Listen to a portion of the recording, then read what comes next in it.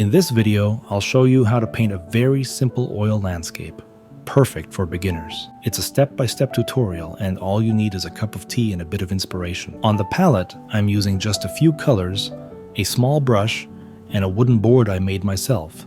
Just follow my brush, and you'll be able to do this even if it's your very first day of painting. Today we'll explore some interesting ideas to help you grow creatively. This mini painting is actually part of a bigger project. We're restoring the oldest herbal shop in Barcelona. Seriously, this place is legendary, pure magic. I'll show you at the end of the video, so stick around. While I'm working on the first layer, let me share something that cracks me up, and sometimes makes restorers want to bang their heads on the wall. Why do restorers grumble about modern artists? If I got a brush every time someone asked, I'd have enough to open a store. The answer? Sometimes modern artists get, let's say, creative in ways that make future restoration a real adventure. Number 1. Painting oil on plastic or laminated panels. Why? I have no idea. The paint sits there until someone wipes it with a wet rag. Then it's all over the floor. In 6 months, it's peeling off like old wallpaper. Next up, using varnish instead of oil as a medium. Sure, it looks extra shiny at first, colors pop, wow factor through the roof, but try adding more paint later and nothing sticks. Plus, varnish yellows and your masterpiece shrivels up before your eyes. Another classic, spraying varnish straight onto a painting that's still wet. Sounds convenient, right? Fast, glossy, done.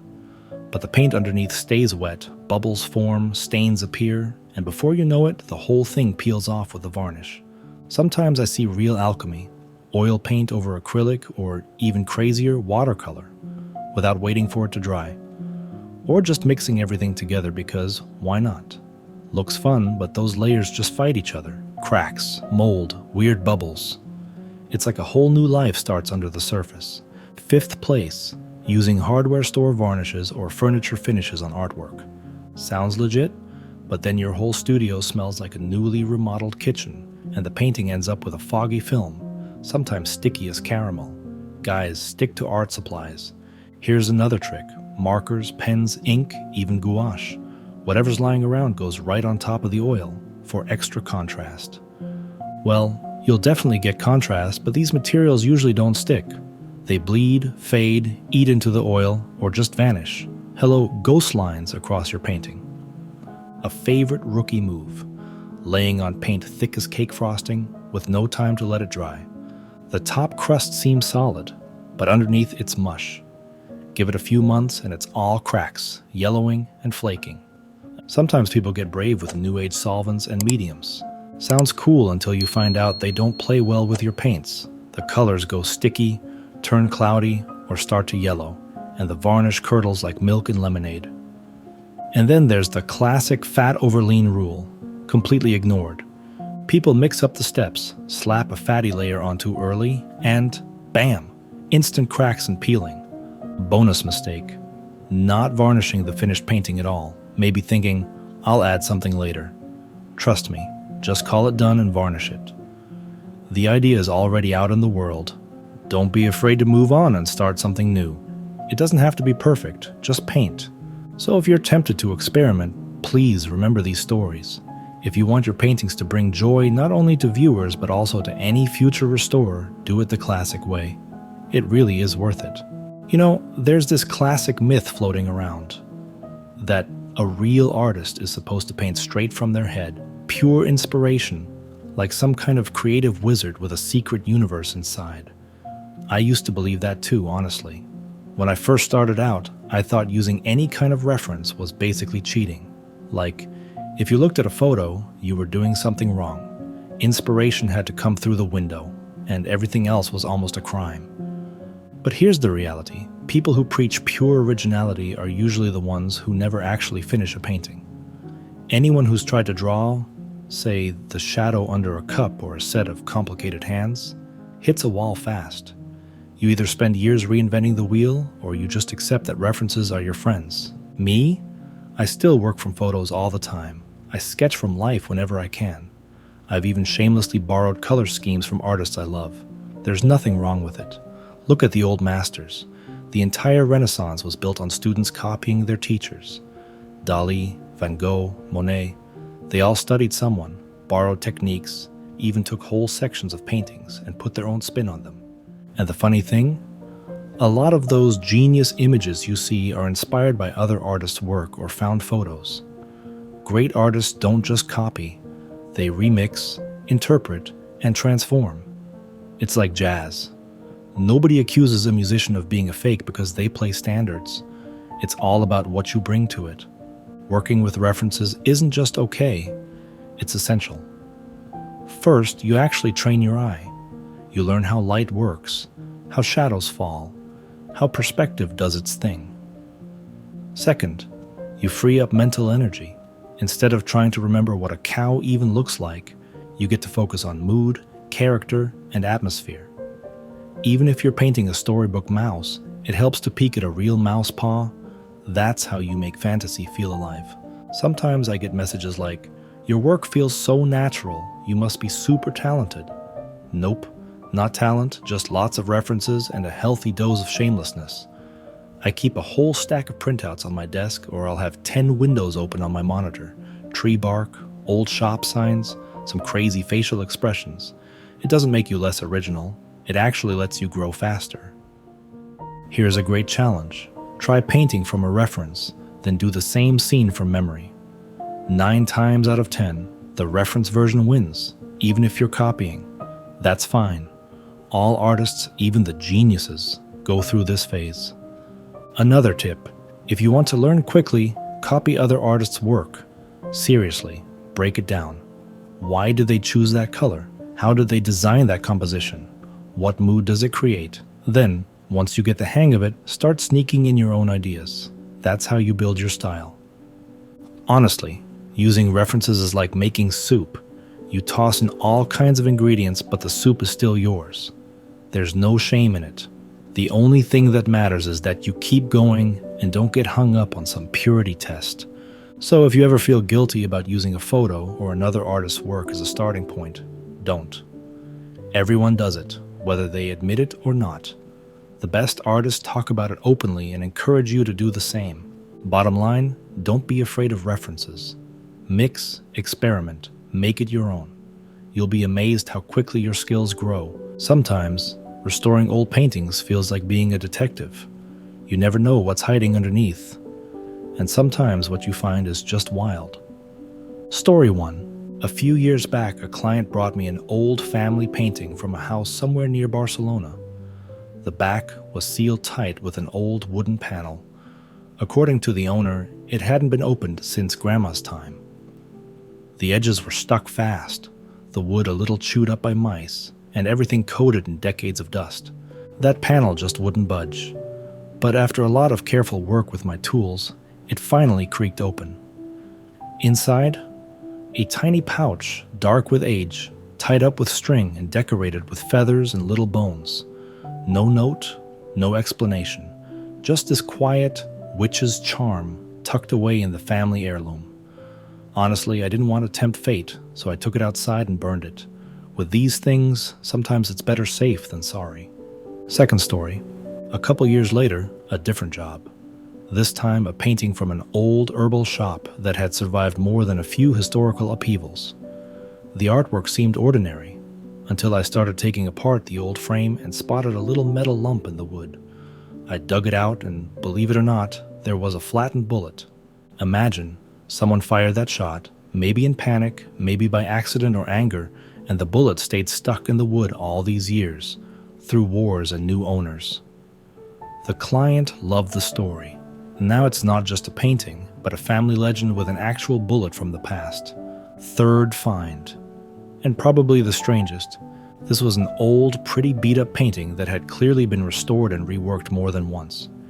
Instead of a wooden panel, the back was covered with old torn paper, patched, yellowed, full of little holes. When I peeled it back, the smell of smoke hit me right away. Wedged between the stretcher bars was an old playing card.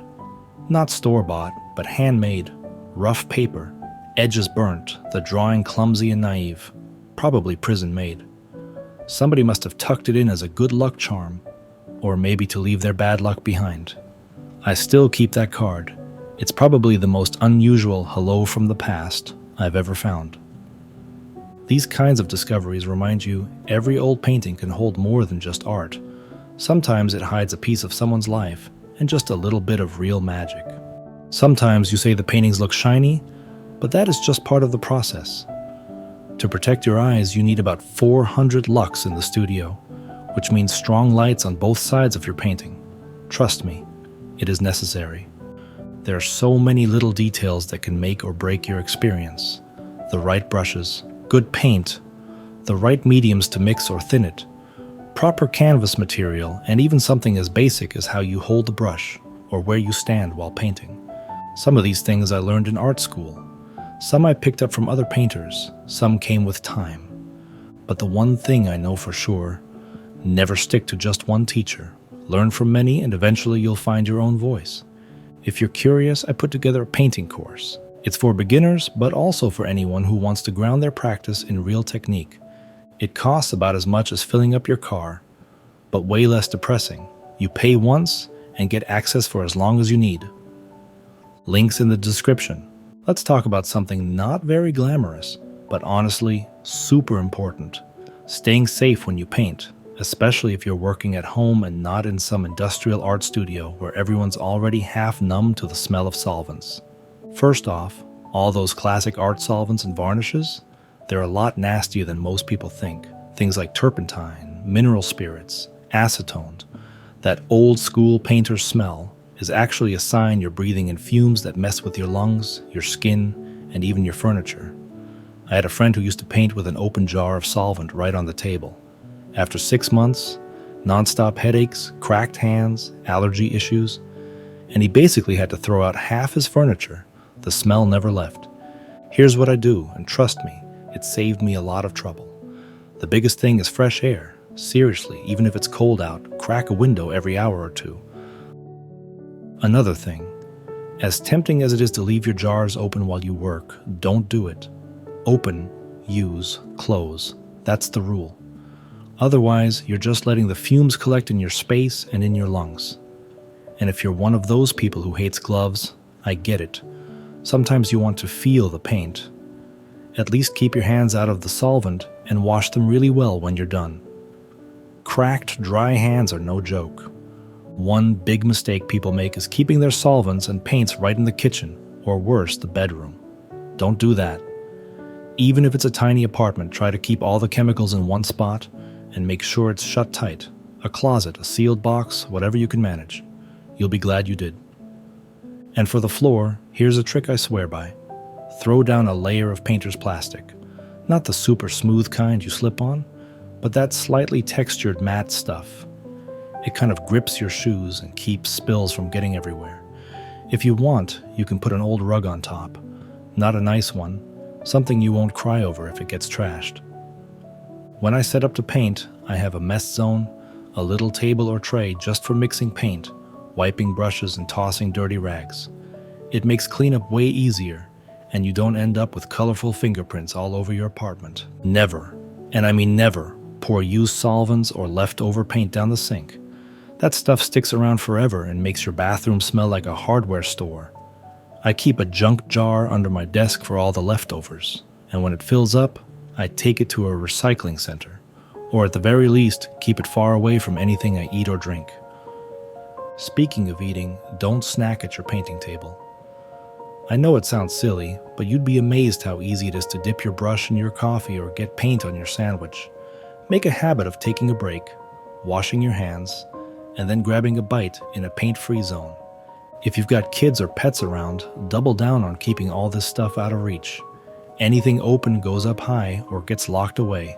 Trust me, cats and dogs have a sixth sense for knocking over the one thing you most want them to leave alone. And if you ever spray varnish or use aerosol paints, pick up a basic painter's mask with a carbon filter. They're cheap, and your lungs will thank you, especially if you do this all the time. Look, none of this is about being fussy or trying to turn your place into a science lab. I just learned the hard way. Spend a few extra minutes setting up and cleaning up, and you'll save yourself hours of scrubbing floors and dealing with headaches later on. I do it because I'd rather be painting than cleaning up disaster zones. If you've got any tricks of your own for staying safe or keeping the studio clean, drop them in the comments. The less time we spend cleaning, the more time we get to make art. Let's talk about something almost nobody admits, but every artist secretly knows. Sometimes the fastest way to grow isn't by making your neatest, prettiest paintings, but by absolutely trashing a few. I mean it. Sometimes to really understand how painting works, you need to ruin a couple of panels on purpose. When I first started out, I was so focused on getting every detail right, making each piece look perfect, or at least good enough to show someone. And you know what? That kind of pressure actually made me freeze up. Every brushstroke felt risky, every mistake felt permanent, and half the time I ended up painting super tight and careful, too afraid to experiment. It was like walking on a frozen lake, beautiful, but one wrong step and everything cracks. But then, one day, I got frustrated with a piece that just wasn't working. Instead of tossing it, I decided, all right, let's see how far this thing can go off the rails. I grabbed weird colors, loaded on way too much medium, tried scraping, splattering, even wiped half the thing with a rag just to see what would happen. And you know what? Two things happened. First, I learned a ton about what the paint could take, how colors react when you push them, where the point of no return really is. Second, I realized that ruining a painting isn't the end of the world. In fact, sometimes the wildest experiments turned out more interesting than anything I'd tried to get right. I think every artist needs a little mad scientist lab, a safe zone where the goal isn't to make something pretty, but to break the rules, to test what happens when you go too far. Will the paint crack if you use this much oil? Will the colors go muddy if you mix these two? What happens if you paint over wet varnish or use a brush you forgot to wash? You'll never know until you see it with your own eyes. There's a weird freedom that comes when you give yourself permission to fail.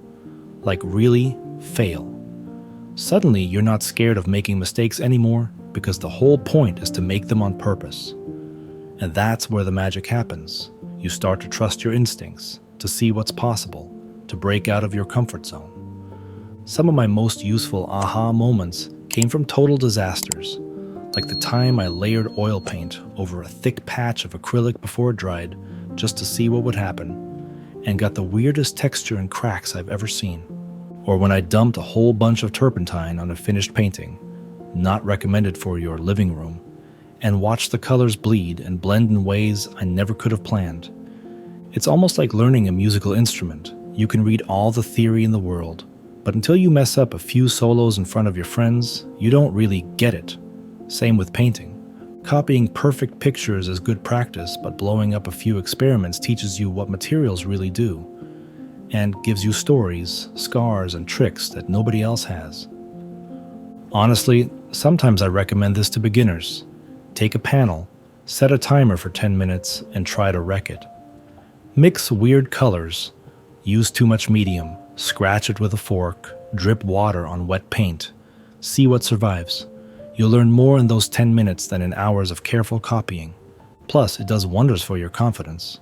You realize that paintings aren't sacred. They're just objects. If you mess one up, so what?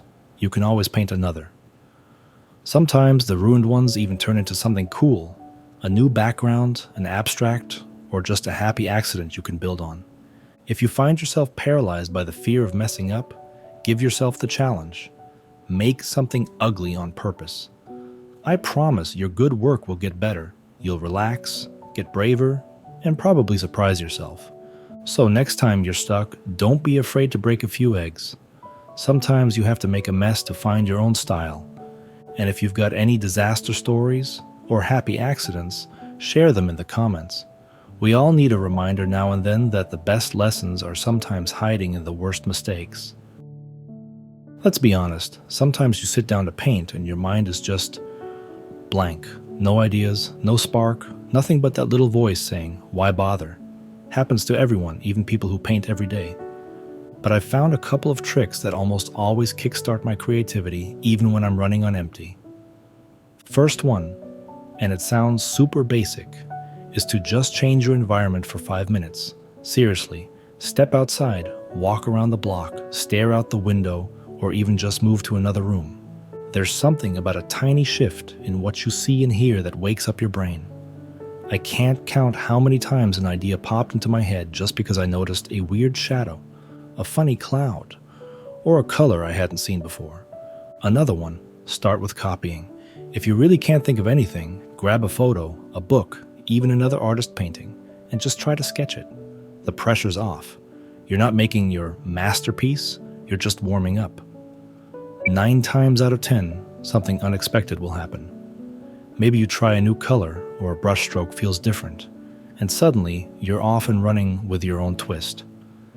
And my personal favorite, do something completely unrelated for a few minutes. Play a song you love, wash the dishes, cook a snack, call a friend. When your mind gets a break from trying to be creative, that's usually when the best ideas sneak in from the side. So if you're stuck, don't torture yourself staring at a blank canvas. Shift your view, copy something, or do anything else. And inspiration has a way of finding you, usually when you least expect it.